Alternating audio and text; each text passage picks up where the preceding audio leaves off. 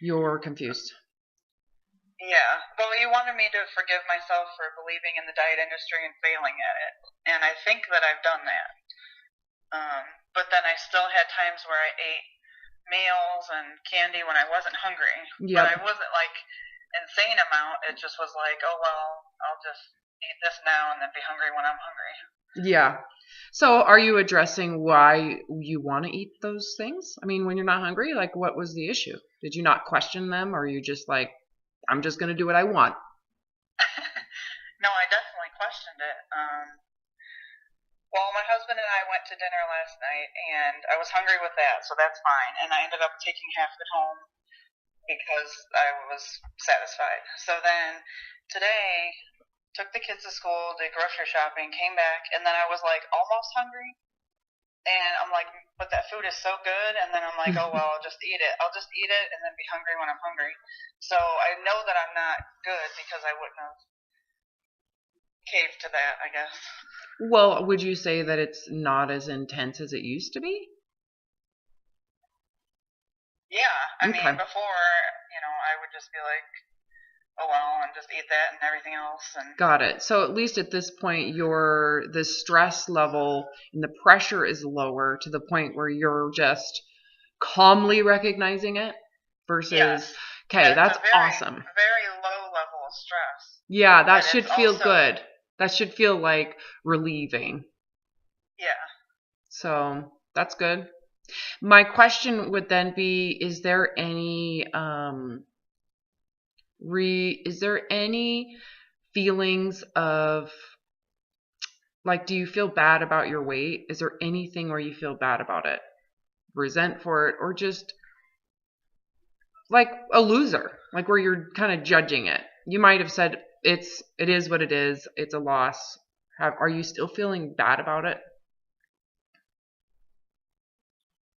No, I mean, I feel like I've accepted it and it is what it is, but it's not like fabulous, you Okay, know, so the to question me. was, is there any residual feelings of badness about it? Yeah, Okay, so it isn't no, the answer is yes. yeah, Okay, you need to be able to just, if you can express that, it will make sense for why you still have this strain with food, right? If you can just don't repress that. That you okay, need to be able to say, I still feel bad. Because if you still feel bad and you're trying to deny it just in hopes you'll recover, you're not going to recover and you're going to wonder why you're confused, right? Don't feel bad about right, that. If it's still there, we still have stuff to address, okay. feeling bad about it. Like, what is it that you believe? Let's just talk about it because that's ultimately what needs to be done for you to really surrender these issues with food. Your issues with food will continue because they are a direct result of the strain you have with your body. So if you feel bad about your weight or size or failures or inadequacies, or if you feel bad about whatever in life as an indication of you sucking and as a failure, research has shown you're going to go to food, especially if it has to do with your weight, because your weight is directly tied to your relationship with food, right? Do you Yeah. see that? Yeah. So if we were to let's just take a distant look. If you feel bad about your weight, how can that not project onto food?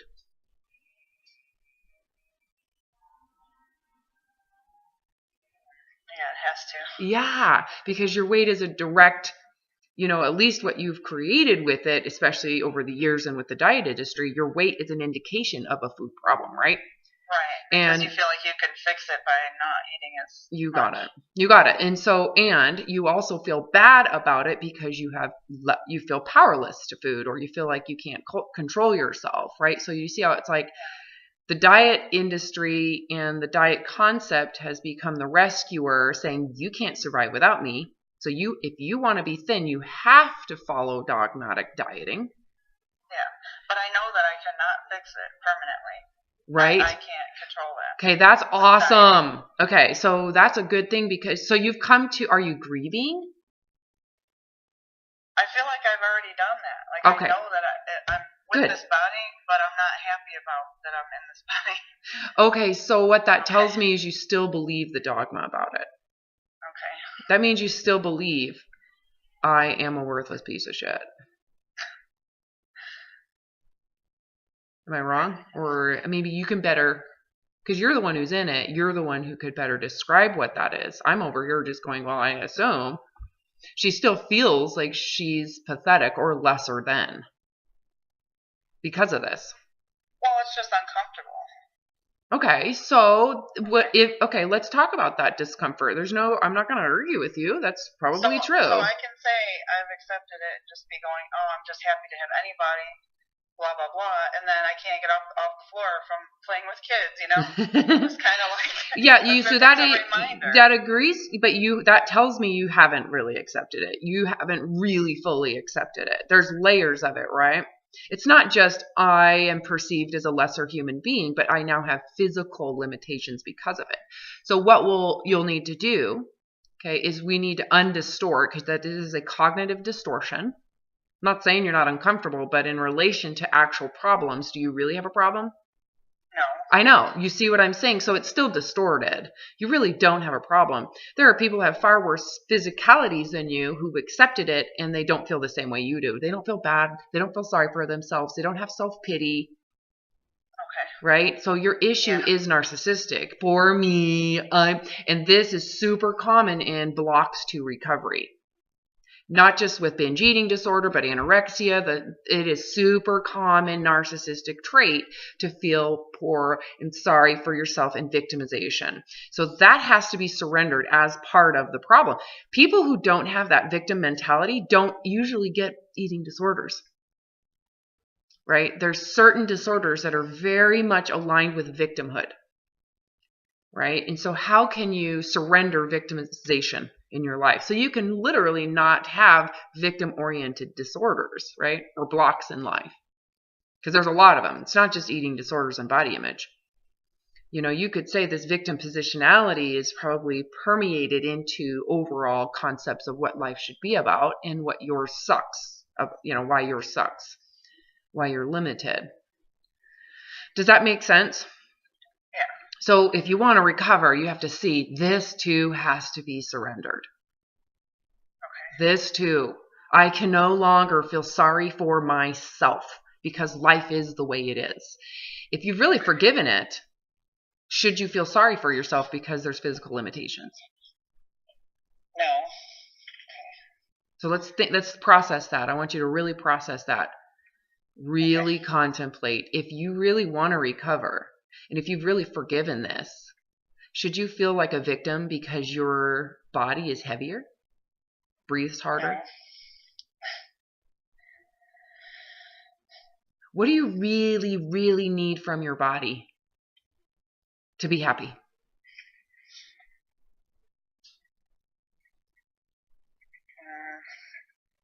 Just for it to be there? Yeah, really think about what you need to be good with this life, because you've got a life that it is giving you for free. The body's giving you consciousness, right? Let's look at what is it that you need from the body. Go into what it is that it is providing you that you've taken for granted. And you're complaining about it, or feeling sorry for yourself because you're having a hard time getting off the floor.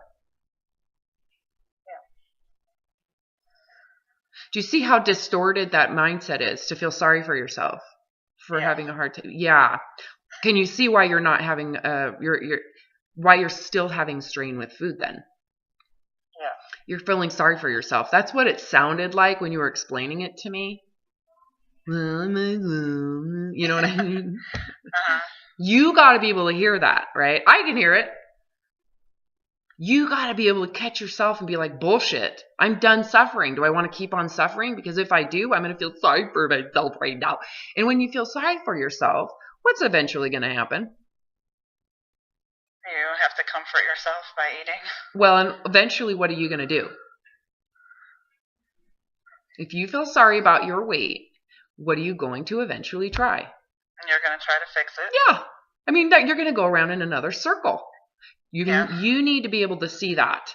It needs to be super clear to you. Like, all right, I'm going around in circles again already just by feeling sorry for myself for having to have a body that has a harder time getting up from the ground.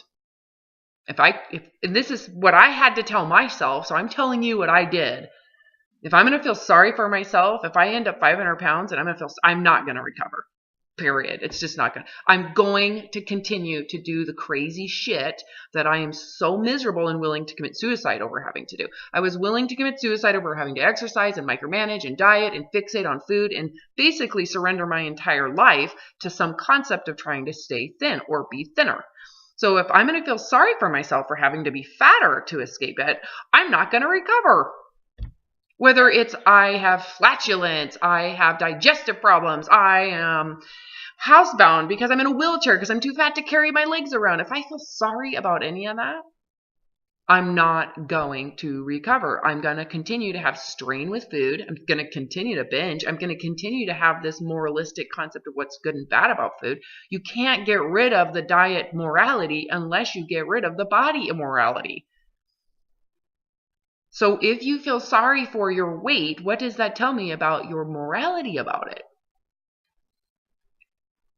It's negative. You have a negative moral concept of your body right now. Like it is done you wrong, right? It is bad. How can you recover if you hold on to those beliefs about what you should expect from a body and the life it gives you? Yeah, you can't. Yeah. This is so hard. I really do have empathy for you. I do. I don't want to come across over here like, you suck, you're losing, why can't you figure this out? That's not what I want you to hear, okay? But what I'm trying to do is be the advocate for you. I'm not the advocate for the dumbass diet industry. I'm not going to do it. And I'm not going to advocate for your pity party, right? I do have compassion for you, however, because you're stuck in hell still. You're right on the cusp. So, right on the cusp. And this too has to be surrendered. Your health has to be surrendered because that has been tied into your binge eating issues. Am I wrong when I say that? No. Your binge eating issues are also tied to this concept of feeling better, health concepts. So if you want to get rid of this, you have to get rid of that too. I had to do this. I remember actually visualizing myself being a paraplegic. That's why I use that so often in my recordings with clients. Have you ever heard me talk about this? Yeah. It's almost every client. It is like saying, okay, so because you don't have control really of what happens to the body. If you get in an accident, anytime you've been in a significant accident, did you really have control the moment of the accident? No. No. I mean, you could say, oh, I shouldn't have drinking and driving. I shouldn't have jumped off that cliff. Of course. But in the end, like, for example, getting in a ski accident, you can say, I shouldn't have skied. Yeah, well, then you shouldn't live your life. Yeah. Makes sense. So it's like, okay, let's just imagine I'm doing something that I'm excited and exhilarated about. It's fun in my life. I want to live life. There is always opportunity for accidents. That could leave you physically limited. So if you can't handle body fat, can you handle any potential life accident? No. So you need to learn how to accept just the truth of the physicality of the body. Someone that's ultra thin doesn't have a period. They can't have children. Should they complain about that? They might have all sorts of diabetic problems. You're more likely to have diabetes when you're thin and sedentary. Did you know that? And stressed. No. Yeah. No. Stressed, thin, and sedentary. Diabetes. You're more likely to die from it too.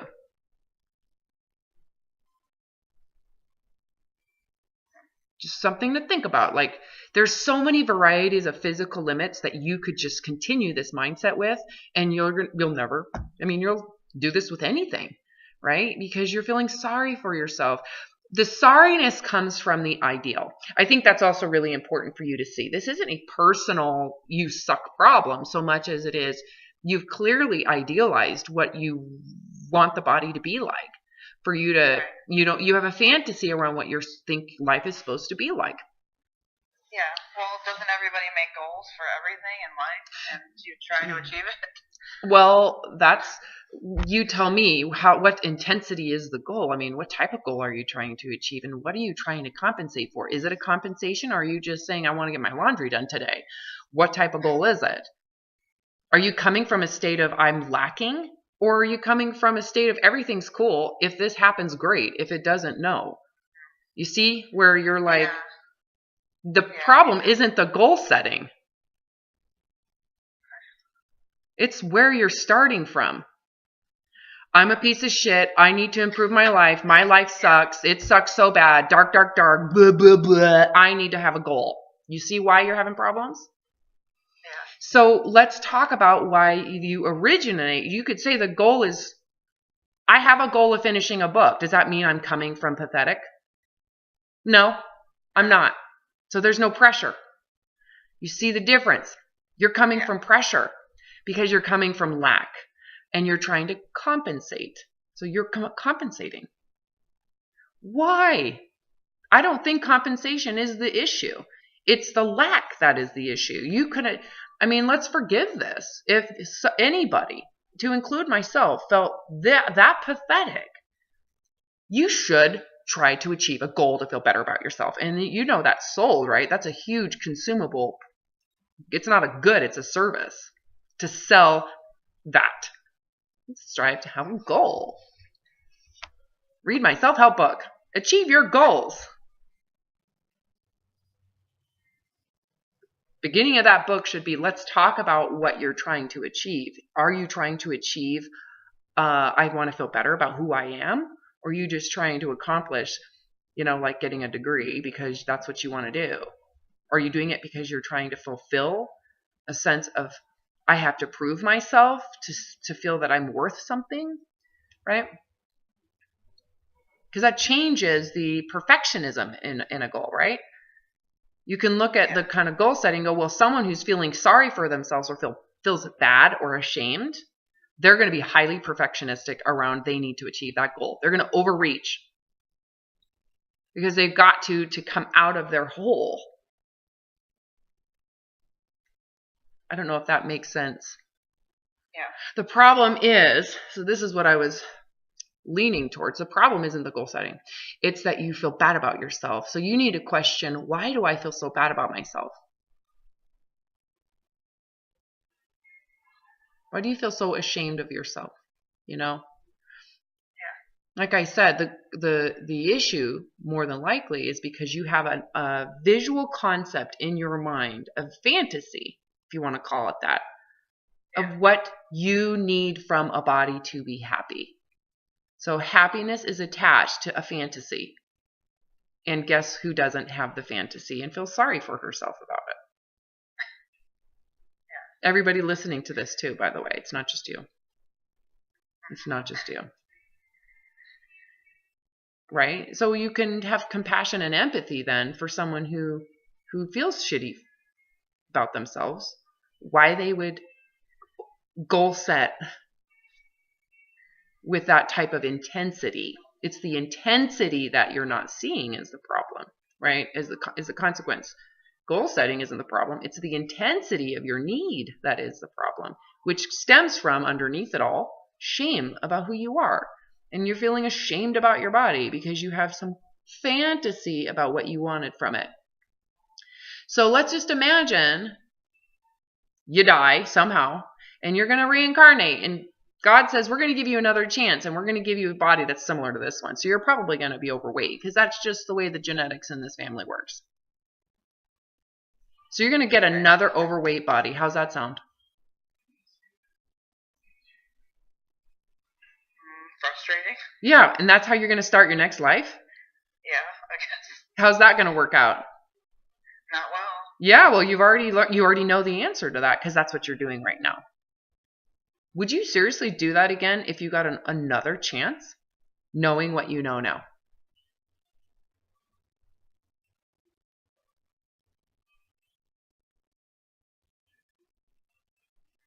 That's a good question, don't you think? Yeah. Given another chance, would you approach the next body the same as you have this one, knowing how it has what it's cost? Your mind, your soul, your life happiness, just because you refuse to accept it. No. So you imagine doing that again with the next one. Sounds like another waste. Yeah. So what are you going to do with the next one if you were to, like, let's pull up your wisdom, because at this point you have a ton of trial and error to recognize this sucked. This approach sucks. I shouldn't do this again.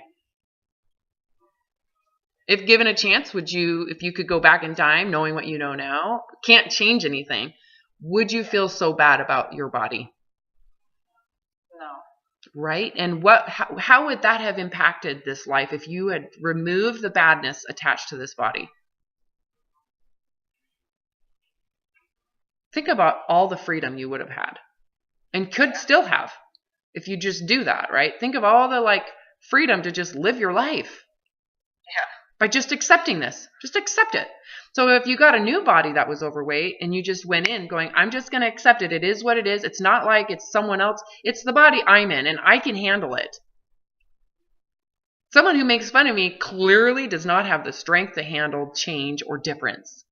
Right? Yeah. And the sucky thing for them, if they get in an accident, they're going to suffer. But if I can adapt to this, can you adapt to other things, other problems? Yes. Because doesn't that give you instant freedom the moment you adapt? Right, as long as your consciousness is still there. Correct. Okay, I lost my legs. That's fine. I still have consciousness, awareness, music. I have my Siri. I have all this pleasure, capacity to live and connect with my children and get to know them. Why do I need legs? Screw legs. I got wheels. That's kind of fun going downhill. You know, think of all the exploration and what you have being a paraplegic. You know, the example that I use often is, and I've included this in the book, is Dr. Stephen Hawking.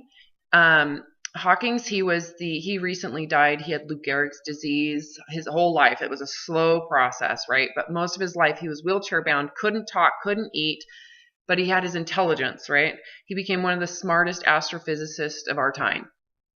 I think he died this year. Anyways, he spent, from his 20s on, he couldn't talk. His mouth stopped working. Machineries kept him alive. So, you know, if you ever hear it, like, he's got the machine talking for him, he was the astrophysicist. That is like one of the smartest men on the planet.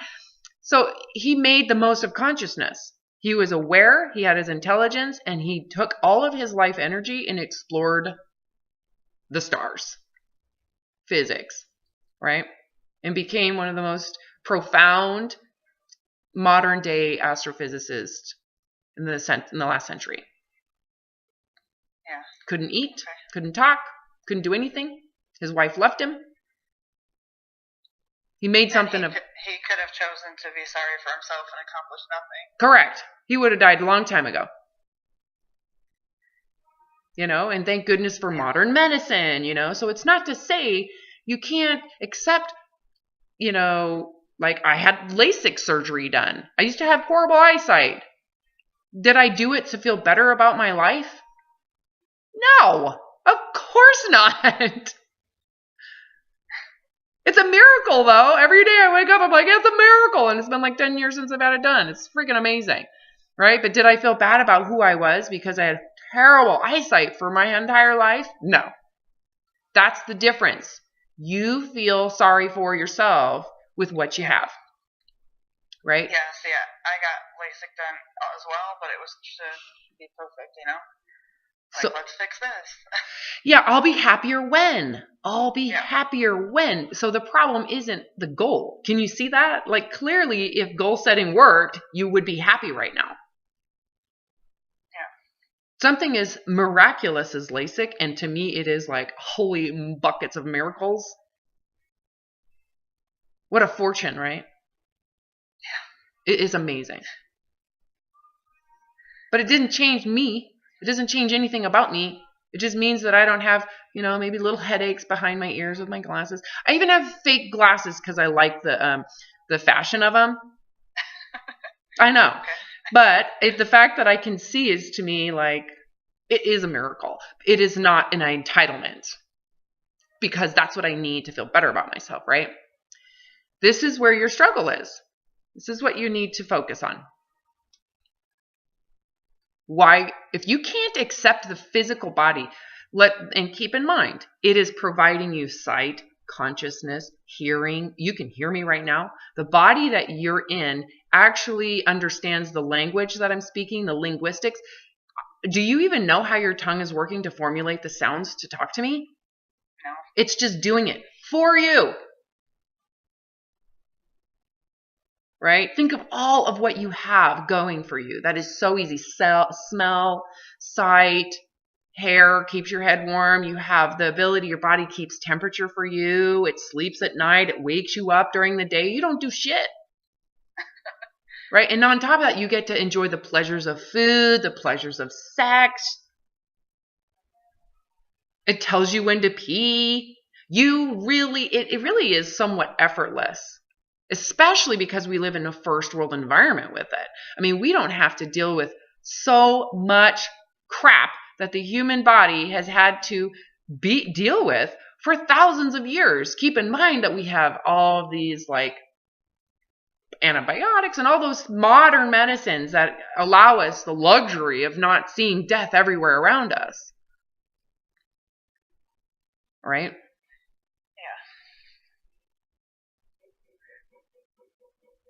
So when you really think about it, I think what you need to think about for you is your relationship with life. What is it that you want, from the body? To be happy, to feel that you are free to live it, right? The body is the most intimate relationship in regards to life that you have. Not your kids, not your husband, not food. Your body, because it's the one giving it to you. It is a gift. You're just spontaneously here witnessing all of the mechanisms that provide you the capacity to witness it. Look at Helen Keller, born without sight and hearing, right? Yeah. How do you live life like that? I don't know. Well, she did. She became the first woman to get a bachelor's degree and became a world-renowned, really like humanist, right? She taught herself how to talk with the energy of her life by listening or touching the mouth of people or her assistant, and taught herself how to move her tongue and make sounds, and because she can't hear, she wanted to communicate, right? So what I'm trying to help you see is, what do you want to do with life? Because the body's just giving it to you. What do you want to do with it? How do you want to exist in it? Well, I know what I don't want to do, is I don't want to suffer through it. Well, and your suffering, if you think about it, what is causing your suffering? Trying to make the body better. Yeah, you won't accept it. You have not accepted the body the way it is. That is providing it to you. What would happen if you just accepted this for what it is? Accept the body for whatever it is, how it's going to die. Because it's going to die eventually. You're going to die, right? Yeah. But you're here spontaneously today. If you can accept the body as it is, with all of its false fragilities and fails and whatever it is, if you can just accept it for what it is, what happens to the pressure? It goes away. And then what changes in your life? What do you get to focus on now? Anything else other than food? Well, other than food, and how shitty you feel about yourself. I mean, just imagine what happens to this feeling of poor me. Yeah. That to me is worse than your relationship with food. Your relationship with food is understandable. The poor me aspect we need to go in and dissect, right? Imagine what would happen without the feelings of poor me.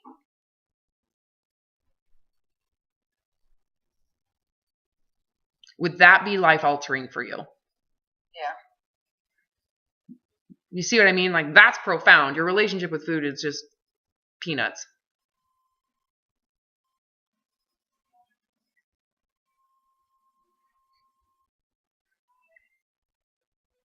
You see what I'm saying?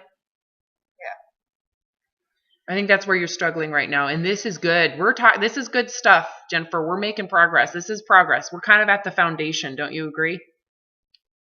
This is the foundation of how you want to perceive life and how you want to move forward. to me, this was like reincarnating. I just didn't need a new body. I had to reincarnate my soul to be what it is, irregardless of the body and what happened to it. Right? It was like getting baptized for me. Like a full on, I'm starting life over, and I'm going to do it from the heart now instead of from the brainwashing. I'm not going to attach to some idea of what my body has to be. The first thing I did was say, whatever the body is, it's going to be, and I accept it. Because if I can accept the body, I don't have to be distracted and paused. My whole life isn't paused anymore. I can now move into, what do I believe? How do I feel about people? It was like, then I went into just the idea of joy and happiness and what I want to do with my life. Right? Kind of like I get to create with my life once I accept the body. Yeah. I'm not limited by it anymore, and I can now take the life I'm living in it and have a good time, at least explore while I'm here. Yeah, that sounds great. Right? So I think that's where you're at. So this is a good place. I don't want you to feel bummed out. I feel like, all right, we got you in a good spot. This is good. I'm excited for you. You're making progress. Please, I want you to see that. Like, don't discount the progress you're making. This is a big deal that we're here right now in this conversation. So, it's a good thing. You believe me? Yeah, I believe you. Okay, good. All right, my dear, let's schedule for a follow-up.